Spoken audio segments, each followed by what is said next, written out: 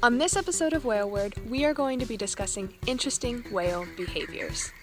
First up is stone rubbing or rock rubbing.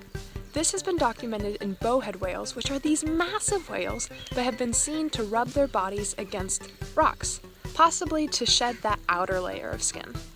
A gentle warning for the rest of these videos is we didn't really have footage to go along with what we were saying, so we had to be a little bit creative.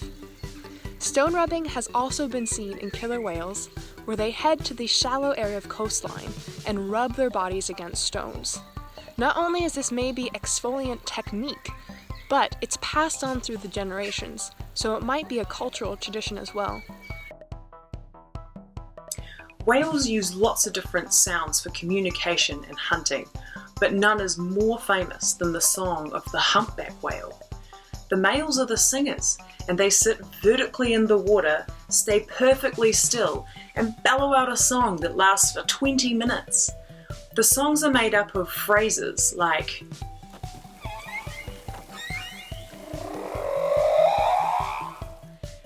and what's amazing is that they pass new phrases from one population to another over a breeding season, like a catchy new song they can't get out of their heads.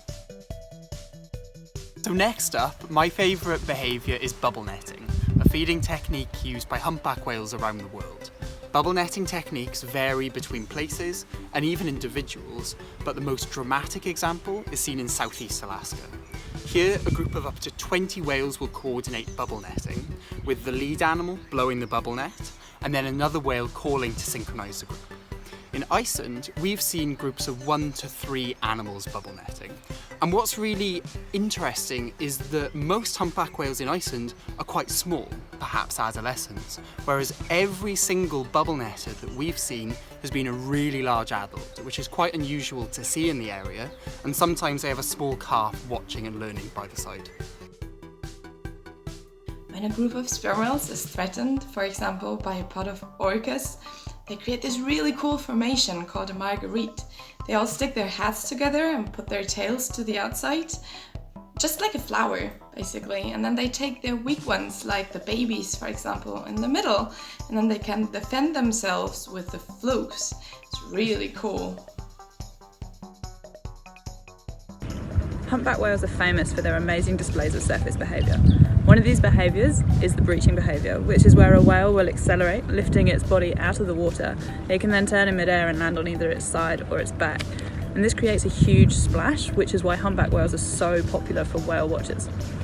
Marine scientists around the world have been trying to figure out why humpbacks do this, and research off Australia has suggested that they're actually trying to communicate over large distances. What they're trying to say is actually really hard to figure out. So they could be excited, they could be sharing their excitement maybe for food or for other whales, or they could even be trying to send a warning message to other whales in the area. But I'll let you think about what the humpback whales are trying to say to one another. Hi, I'm going to talk about right whale behaviors. One right whale behavior is skim feeding. This is when the whale swims along the surface with its mouth open, skimming the water for copepods. Then using its baleen, it can filter out the copepods and eat them. Another right whale behavior is tail sailing. This is when they put their heads deep in the water and their tails sticking up out of the water like a sail, and they stay like this for quite a while. There are a few theories as to why they do this.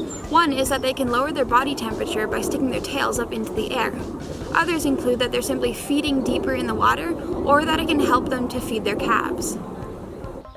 So those are some of our favourite behaviours, but that's only a tiny fraction of the behavioural complexity shown by cetaceans, and we'd really love to hear about some of your favourite behaviours too. Thank you for watching.